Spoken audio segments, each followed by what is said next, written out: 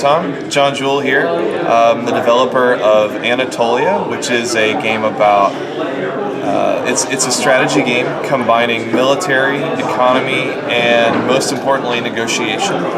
It's set in Turkey during the early years of the Ottoman Empire. So the players are vying for control of this resource-rich area, and in order to prevail, you can enhance your economy and diversify into different types of metals. You can fight each other and prevail on the battlefield, or you can try and get alliances and other characters to protect you and help you along the way. So the game starts where each player has a choice of 2 different mines, and the mines will give you resources and upgrades that are sort of thematically linked. So if you chose silver, you might be working with hired soldiers, you might be working with mercenaries and bandits. Gold is related to economy and politics. Iron is related to more permanent defensive structures and cannons and ironworks. And copper is used for technology. Copper is used for reversals, changing the tide of battle, using your enemy's strength against them. So as we're going through the game, we're collecting resources, we're drawing cards. Each card costs a resource to draw the card, and then you also have to pay to activate the card. So if you're interested in using this card, you could spend 1 gold to do it,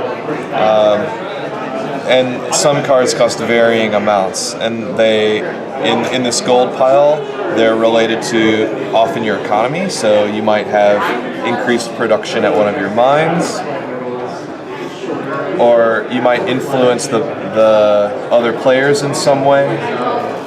If you're drawing a bunch of cards, you're upgrading, buying additional mines, buying additional armies. Then one player will declare war on another. So in the coming battle, the 2 armies that I started the game with are going to attack your 2 armies, let's say, and the battle will be resolved based on a simple sum of a dice roll. I would have 2 dice per army, and so would you. Now, if you had a third army, you would have 2 dice per army. You would have 6 against my 4, and so you're more likely to defeat me in battle. So I might want to recruit help from another player. Ask them to loan me an army, maybe upgrade my armies with some battle bonuses from the cards. And in order to loan that army, I'm going to have to promise you something in return.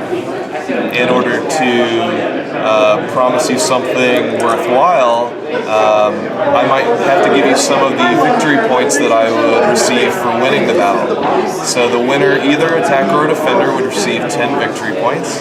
So I might have to give you 4 of my 10 victory points, or 5, depending how desperate I am, maybe more. Or maybe you want some of the resources that I have. If you don't have any iron and you want to diversify your economy, you might want some iron or some cards from my hand, or maybe a promise that I won't attack you next turn.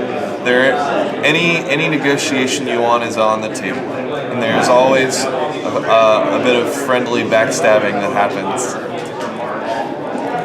So we would make our alliances, we would upgrade our armies, etc. I might put some battle bonuses on my army. I might have something that adds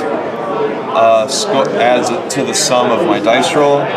Or maybe right before battle, I could refresh an army which was exhausted.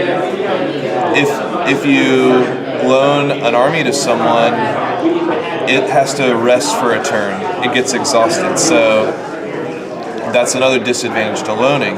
You might want to ask for more in return because your army is going to be out of play for 1 round. Well, if I had this card, a medic, I might refresh an army right before battle that you're not expecting me to bring 2 armies to the table instead of 3, or 1 instead of 2. So we would we would roll the dice, add up the scores based on the bonuses, and the winner would distribute their victory points along. We would just keep track of score along the track here, and we would play a round, one for each player. So each player would get one chance to be the attacker, to take the initiative, and then the game would end either after each player's taken one full round, or we might decide to end the game after a certain score has been achieved, like a finish line, kind of a finish. Okay. So that's the basics of Anatolia.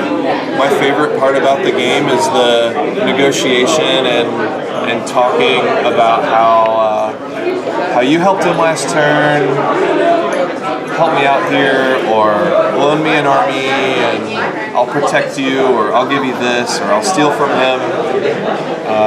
And in addition to the artwork, I think it's pretty well balanced. I'm excited to get it out to a broader audience and to share the incredible artwork that I had made from an amazing artist based out of Italy.